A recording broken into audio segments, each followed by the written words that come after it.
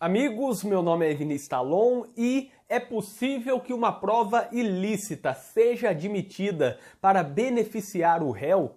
Essa pergunta é muito importante, tem a ver com a utilização de provas ilícitas, com o princípio da proporcionalidade e com a grande chance de ocorrer um erro judiciário, o que não é tão raro no país. Percebam que há uma vedação à utilização de provas ilícitas, tanto na Constituição Federal como também no Código de Processo Penal. Entretanto, é questionável, seria possível que o juiz utilizasse uma prova ilícita em benefício do acusado, em benefício do réu no processo penal? A resposta deve ser afirmativa, deve ser positiva, porque é o entendimento majoritário da doutrina e há também alguns julgados na jurisprudência no sentido de que aqui se deve fazer uma ponderação, um juízo de proporcionalidade para perceber que, de um lado, temos a vedação à utilização de provas ilícitas e do outro lado temos a garantia à ampla defesa, ao contraditório, temos a impossibilidade de alguém ser condenado quando inocente, e aí você pode presumir essa lógica por meio do princípio da presunção de inocência, por meio da previsão na nossa Constituição Federal do erro judiciário e daquele dever de indenizar diante do erro judiciário. Logo, há, pelo sistema constitucional principalmente, uma lógica de que não é cabível condenar alguém quando ele é inocente. E do outro lado você teria a vedação à utilização de provas ilícitas. Fazendo essa comparação, balanceando esses direitos, temos que deve prevalecer excepcionalmente para beneficiar o acusado essa possibilidade de utilização de provas ilícitas. E óbvio que não estamos falando aqui de incentivar a produção de provas por meio da prática de crimes, mas sim de utilização de provas que às vezes foram obtidas de forma contrária à lei, como por exemplo alguma gravação que não foi feita mediante interceptação telefônica, que não foi feita com o consentimento daqueles que estavam sendo ouvidos, uma gravação ambiental, por exemplo. Nesses casos, podemos admitir essa prova, ainda que ilícita, se for para beneficiar o acusado, desde que seja uma prova realmente capaz de provar a inocência, de realmente afastar qualquer chance de erro judiciário, qualquer chance de condenar um inocente. Percebam também que o conjunto probatório de um processo penal, ele deve ser formado por provas lícitas, obviamente. É da essência do devido processo legal que o processo não viole a lei. Ele é uma garantia e um instrumento para se legitimar a condenação. O processo não existe por si só. Ele fundamenta a condenação, ele permite que aquele que foi condenado saiba que essa condenação ocorreu respeitando as regras do jogo. E por isso que temos uma legitimidade do processo penal quando ele respeita o devido processo legal.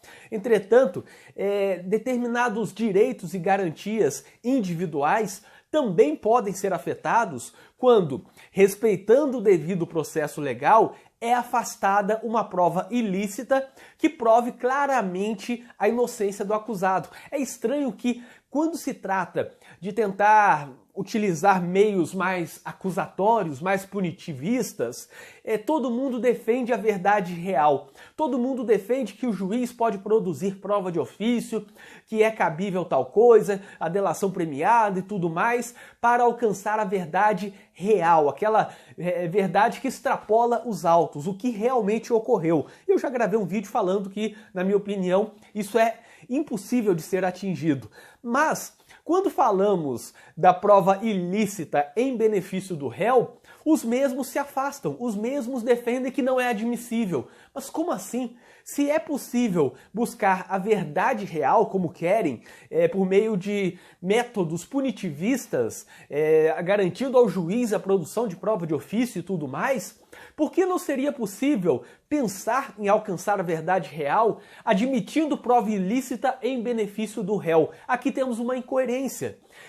E antes que alguém diga então que, bom, sempre será possível produzir prova de ofício se é para alcançar a verdade real.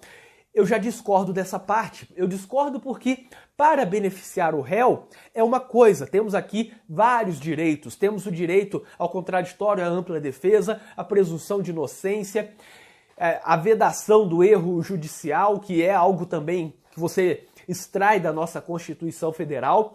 Mas admitir a prova ilícita para beneficiar a acusação é algo que não tem essa proteção de direito fundamental. Aliás, aqui tem um ponto interessante. A vedação à utilização de provas ilícitas está na nossa Constituição Federal na parte dos direitos e garantias individuais.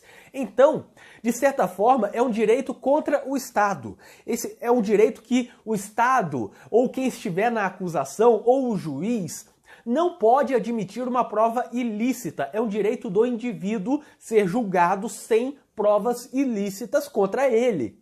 Por outro lado, se é um direito do indivíduo, você não pode utilizar esse direito contra ele. Você não pode usar o direito de um indivíduo contra esse próprio indivíduo. Então, vamos pensar juntos aqui. O Ministério Público pode utilizar uma prova ilícita para tentar condenar alguém sob esse pretexto da verdade real? Não pode. E não pode por quê? Porque está na Constituição Federal, na parte de direitos e garantias fundamentais, essa previsão da vedação à prova ilícita. Então é uma proteção do indivíduo. O indivíduo, o réu, o investigado, ele pode utilizar prova ilícita para provar a sua inocência? Nesse caso, se você disser que não, você está dizendo que a vedação à prova ilícita, que é uma proteção do indivíduo, pode ser utilizada contra esse indivíduo. E aí, é como se você estivesse violando um direito que é dele, ou utilizando o direito desse réu contra o próprio réu, para também afastar o direito ao contraditório, à ampla defesa, o direito até mesmo à presunção de inocência, ao devido processo legal, que, se você quiser extrair daqui, seria possível imaginar a vedação a condenações injustas a partir do devido processo legal. E também afastaria aqui a proibição de erros judiciários, porque seria cabível, imagine a situação, seria cabível ao juiz condenar alguém apenas porque o meio de produção de uma prova foi ilícito, mesmo sabendo que aquela prova demonstra claramente, cabalmente, que o réu não praticou o crime, o juiz poderia condenar. Isso seria instituir o erro judiciário. De certa forma, o juiz estaria sabendo que está errando, seria instituir o erro judiciário em razão da vedação à prova ilícita, que é uma proteção do indivíduo que está sendo condenado. Você afetaria o indivíduo duas vezes, porque usaria um direito dele contra ele mesmo. Além disso, seria uma condenação com erro judiciário, claramente, apenas por vício na produção daquela prova. Portanto, eu entendo que é possível sim, pelo princípio da proporcionalidade, admitir excepcionalmente a produção, a admissão da prova ilícita em benefício do acusado. Isso, obviamente, não deve ser algo que incentive a prática de crime ou algo assim, mas sim quanto à produção dessa prova, quanto até mesmo à tipificação dessa prova, se essa prova tem ou não previsão expressa em lei. É admissível tentar produzir provas que não estejam previstas em lei, mesmo, ou melhor, principalmente em benefício do réu, porque nesse caso não há uma violação à vedação de provas ilícitas. É admissível uma gravação clandestina que você poderia alegar que é uma prova ilícita, que viola o direito à privacidade dos indivíduos que estão conversando, mas nesse caso, há uma proteção de algo maior, que é da liberdade, da presunção de inocência e para evitar o erro judiciário. Portanto, excepcionalmente, a doutrina admite, e eu entendo que é admissível também, a produção de prova ilícita, a utilização de prova ilícita para beneficiar o acusado. Uma forma de proteger a ampla defesa e a liberdade, além da proteção contra os erros judiciários e também, principalmente, porque não se pode utilizar uma previsão constitucional contra aquele que é protegido por essa proteção. Você não pode utilizar a vedação a provas ilícitas contra aquele indivíduo que é protegido por essa vedação. Se o réu ele é protegido pela vedação a provas ilícitas na Constituição Federal, você não pode impossibilitar que ele se utilize desse direito, que ele se utilize de uma prova ilícita porque há uma previsão de vedação de provas ilícitas. Em outras palavras, e aí facilitando um pouco agora, a previsão de provas ilícitas não é uma previsão geral, é um direito fundamental do indivíduo e não um direito fundamental do Ministério Público ou do Estado.